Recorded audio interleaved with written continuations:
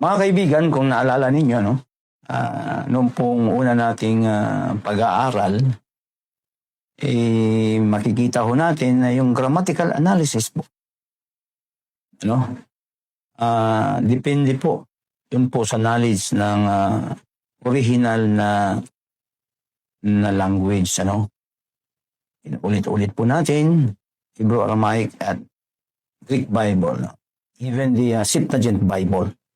So, yung word of scriptures in the originals teach the truth without admixtures of error. So, ano po ba yung without admixtures of error? Ito ba yung English Bible? Ito ba yung translated Bible? No. Ito ho ay hango po sa original language po ng Biblia. Kung atin pong titingnan ang 2 Peter chapter 1 verse 20, makikita ho natin no, sa English translation, makikita ho natin na ang pagtuturo po ng Biblia ay hindi po nanggagaling sa sariling interpretasyon. Babasahin ko po sa Greek Bible para maintindihan po natin ang ating pong pag-aaral. So dito ho sa 2 Peter chapter 1 verse 20, knowing this first, that no prophecy of the scripture is of any private interpretation. Yun po ang English translation. Now, dito po sa original language ng Biblia, ito po yung Greek Bible, makikita ninyo, nakalagay po ito ay toto, proston, ginos, contest, oti, para, pros, siah, graphos, or graphics, scripture, word graphic, scripture, okay, yes, and then, losios, ginitay, ginitay. So, yung word po dito na epiloses, atin pong titingnan yung grammar ng Greek Bible. Dahil ang sinabi po ni Pedro, walang sino man na magkakaroon ng sariling paliwanag. Ang tawag yan ay private interpretation. Ang ibig sabihin yan po ay sa Greek ay epiloses. Yung word interpretation, ay ibig sabihin epiloses. Kasi danger po ang pagpapaliwanag po ng salita po ng Biblia, lalo sa translation, English translation. Kasi lagi kong sinasabi po na ang grammatical analysis ay dumitipindi sa knowledge ng original language. Yung flow of thought ay hindi po galing sa English translation. Ang English translation po, sa buhay ko ay reference ko po. Well, gumagamit din po ako paminsan-minsan ng Tagalog. But pagdating po sa explanation, I would rather go to the original notation or grammatical explanation ng original language. The word epiloses, this refers to something kasi nakalagay no private interpretation. So the word epiloses there, this refers to something that is released, sent out, sent forth. So, in this verse, the Greek noun is a genitive of source. The Greek noun, the word interpretation, is what? Genitive of source. Now, sa Greek grammar, tatlo po ang gamit ng genitive. Genitive of source, genitive of separation, and genitive of possession. Ang ginamit po rito ho, genitive of source. Ang ibig sabihin, no, indication po. Indication of what? Origin. May pinanggalingan. Hindi nanggagaling kay Pastor Bihag. Ang ibig sabihin, ang explanation po dito, ay nanggagaling po sa language po ng Panginoon. Ano ang language ng Panginoon? Koine Greek. New Testament Bible. Now, remember that marami pong Greek Bible, modern, secular, classical. Yan ho ay hindi ho yan biblical Greek. Biblical Greek is Koine Greek. The word Koine means common word. Kasi bago natin babalikan yung who is God. What is the identity of God? What is the Trinity? What is the church? What is the Bible? What is the pastor? The function of the pastor in the particular church? And what is the position of the members? Itong mga bagay na ito ho, ay umiinog po ito. Ang explanation po. Ay ko pong sinasabi na this is unshareable doon lamang po sa original language ng Biblia. Pag binasa ko po sa inyo ang Hebrew word ng Bereshit, and then babasahin ko po sa inyo ang Septuagint word ng Bereshit, makikita ho natin na ang paliwanag po ay wala sa English. Pag binasa ko sa inyo, in the beginning God created the heaven and the earth. Tanong, yung word na bara at yung word na Elohim, ano ho ang Hebrew grammatical explanation? Ang English po wala. Binasa mo lang, in the beginning God created. But sa Hebrew word, ito po yung tinatawag na Torah. Dahil sa Hebrew Bible, mayroon ng three sections. Torah, Kibiem, Ibiem. Ito ay pinatunayan ng Panginoong Hesus sa Lucas chapter 24, verse 44, and verse 27.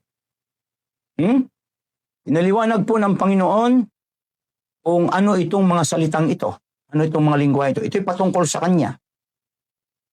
Kaya dapat ho nating maintindihan kung paano ho i-interpret ang Biblia sa sarili niyang interpretasyon. Kasi nakalagay po dito, no private interpretation. So walang sino man na mag-interpret po ng language ng Biblia kung hindi ang kanyang sarili. Wala ho.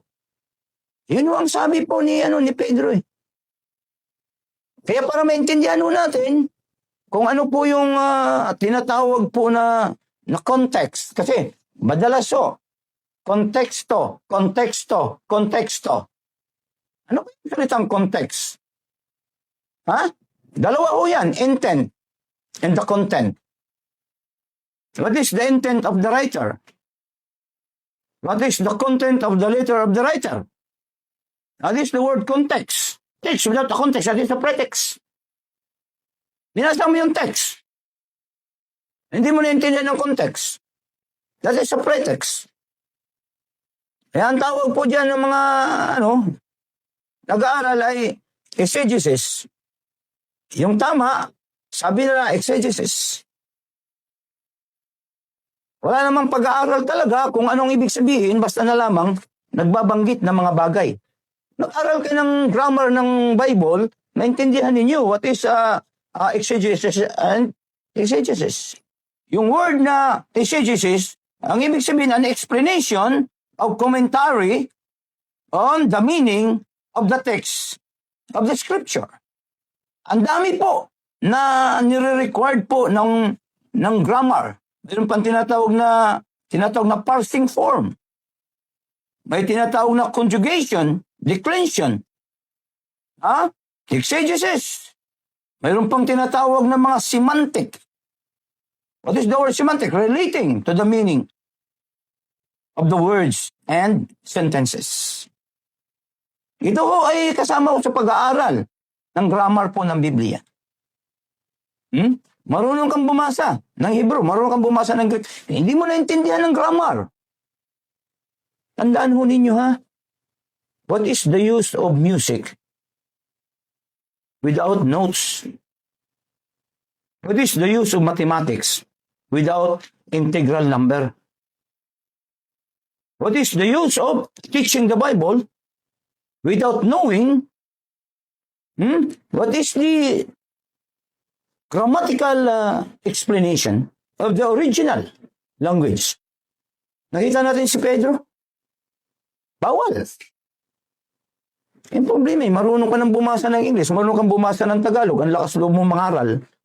Inulit-ulit ko, mayroon tayong relihiyon. Ang dami. Ang dami nating relihiyon. Kasi marunong bumasa, nangaral. Marunong bumasa, nangaral. Marunong bumasa, nangaral. Sino yun sa isang bansa? Itong Pilipinas, ilan ang relihiyon dito? Sinabi ko, 100,000 ang religions. Kaya, dito sa Pilipinas, ilan ang relihiyon? Ilang bansa po ang mundo? Bawat bansa, ang daming relihiyon. Sige nga, pagsamahin ho natin. Baka hindi lang 1 million. Ang relihiyon. Ang relihiyon ba nagtatama radyo nagsasabi siya mali? Hindi po. Lagi yung pinanindigan ng relihiyon na siya ang tama. Mayroon pang nangangaral diyan. Yung salitang Elohim, kaya daw plural, just because of in. Kawawa po naman ang tao na tinuturuan po ng taong yaon. Kaya plural daw ang Elohim just because of I am. Elohim. Isa hong kahibangan, isa hong kamangmangan ng mga emisaris po ni Satan na nagtuturo. Sa pag-aral po, mayroon tinatawag na syntax. Rules for the proper arrangement of words in a sentence. When ignorance unites with the arrogance, fanatism is born. Ulitin ko, when ignorance unites with arrogance, fanatism is born. Kaya nga po, ang Hebrew grammar ay napakahalaga, lalo po yung verb, conjugation, no?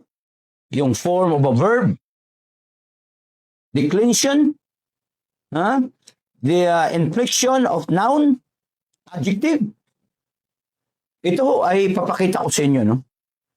Yung 4 ho na faulty approach to biblical interpretation predominate today.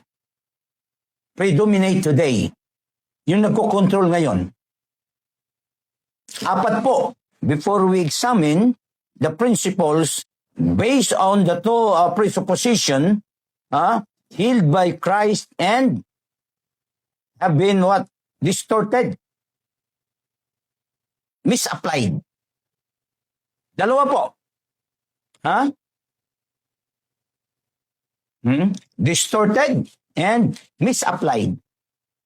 Ulitin ko po, nung sinabi ko po noon, pwede kang magsalita ng English. Pero mali ang grammar. Pwede kang magtuturo ng Biblia? Yes. Tanong, tama ba yung tinuturo mo? Yun ang problema. Para yung ganito pinapahiram kita ng biological book. At ang sabi ko sa iyo ay pasahin. Hindi, ang ginagawa mo, nangaral ka ng biology. Hindi ka naman nag-aral about biology, pero nagturo ka na. Danger po yun. Para ho yung binasa mo ang Biblia, ay nangaral ka na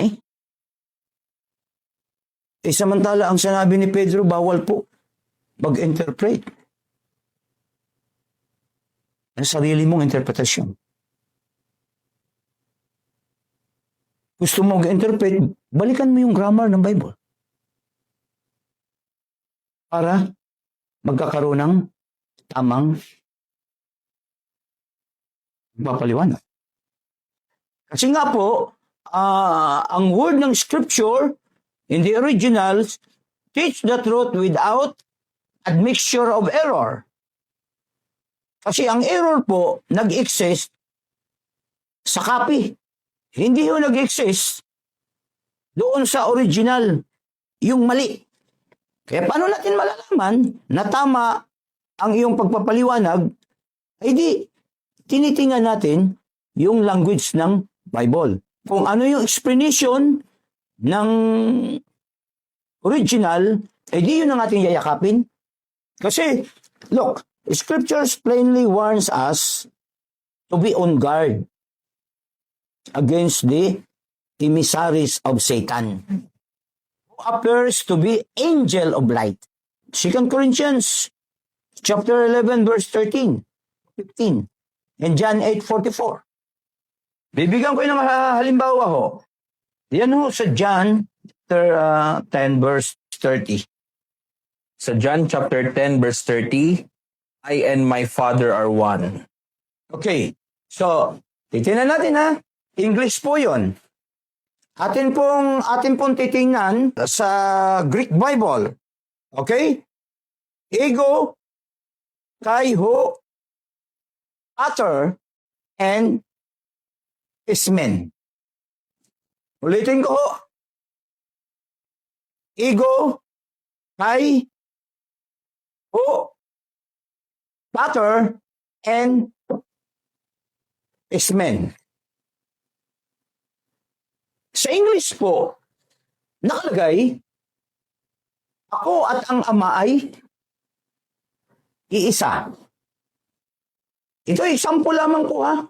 Binigyan ko lang kayo ng example na kung paano ho natin intindihin ay paliwanag at kukunin yung grammar ng pag-aaral ng Biblia. Kasi si Didat po, si Didat, yun yung debater ng Islam na wala nakakatalo doon. Pero patay na. Sabi ni Didat, kayong mga Christian kayong mga mangmang.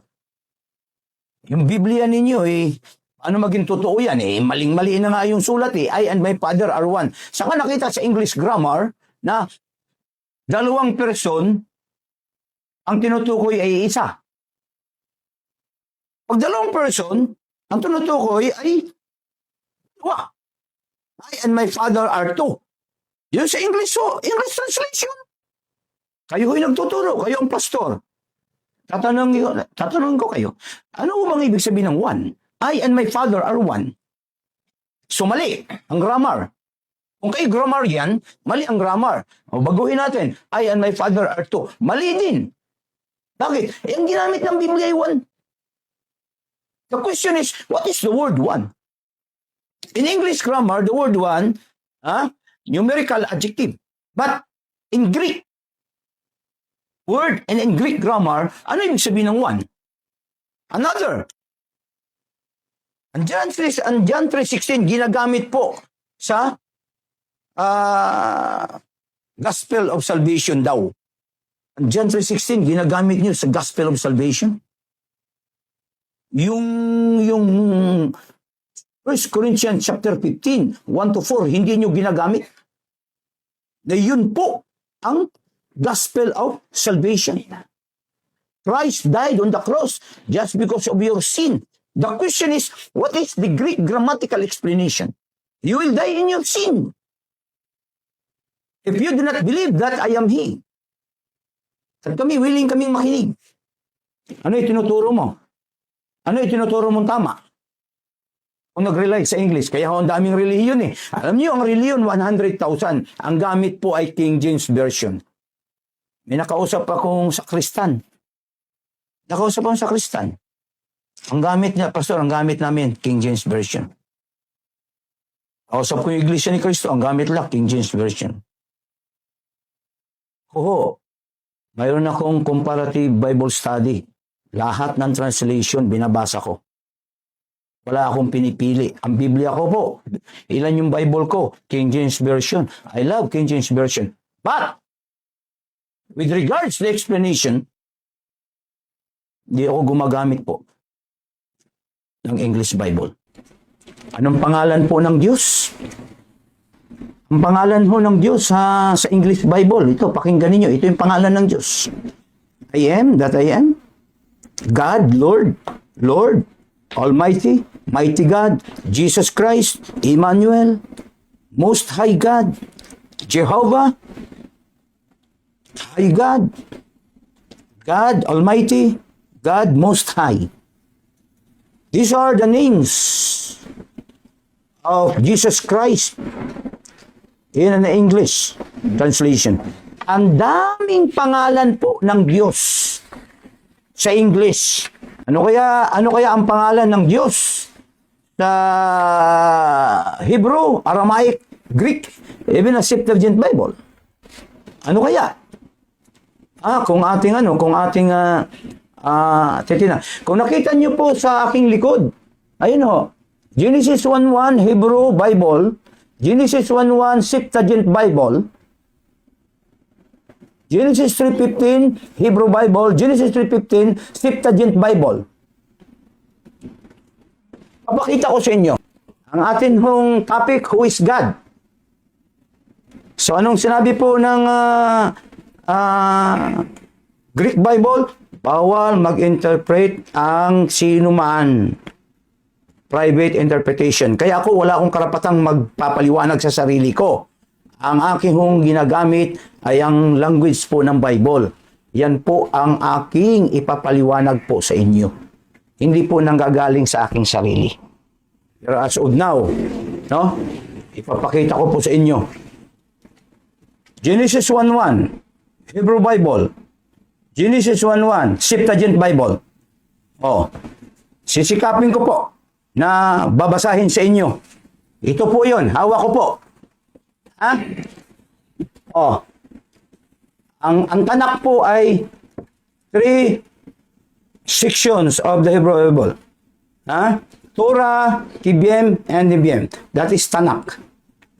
Ang Tanak po, ito po yung sacred book ng Hebrew people. Ngayon, ng Israel.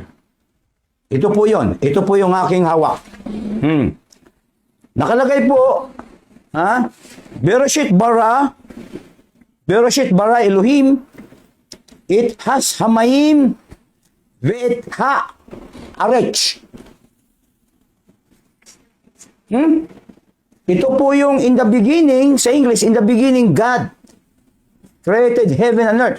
Babasahin ko sa Septuagint. And then next time, papaliwanag ko sa inyo isa-isa. Ito ko yung Septuagint Bible. Genesis 1:1. NRK. Ayan. NRK. Ipoinsen. Ipoinsen. Hotios. Ton. Uranus. Yung word Uranus po at saka paradiso, ito ko'y langit. Sa Koine Greek Bible at saka sa Septuagint at saka sa Hebrew word, ito po ay langit. Koi, ten, gen. En, arki, ipoisen, hotios, the word, Elohim. In Septuagint, Theos, referring to Jesus Christ. Kaya nga po, papakita ko sa inyo kung sino ang Diyos ng Old and New Testament.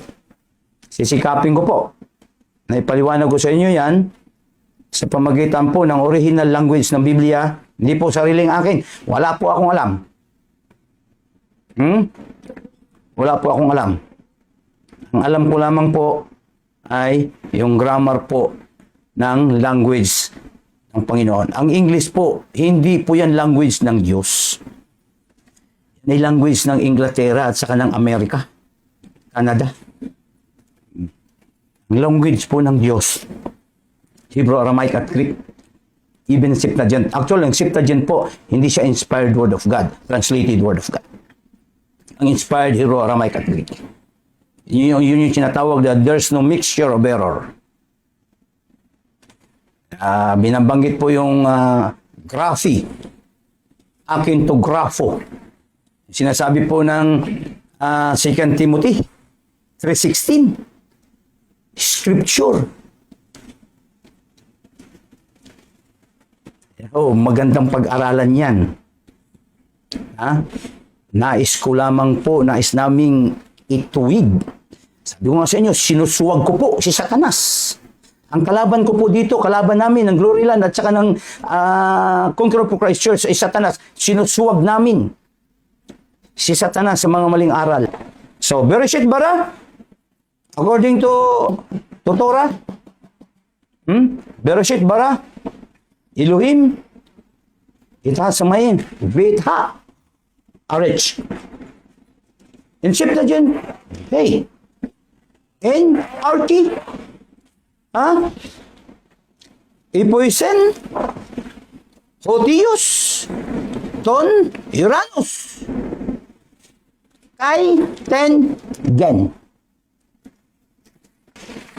So, sa susunod na pag-aaral, pag-aaralan na po natin, itouch na po natin who is God from old. Ang Diyos po nag-start hindi sa new. Ang Diyos po nag-start sa Old Testament. So kay Pastor ni Cristo, you have to go back to the Old Testament. Why?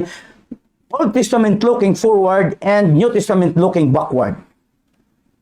Ang Diyos nag-start sa Old. So you have to start who is God in the Old Testament. Before you touch New Testament, daming pangalan po.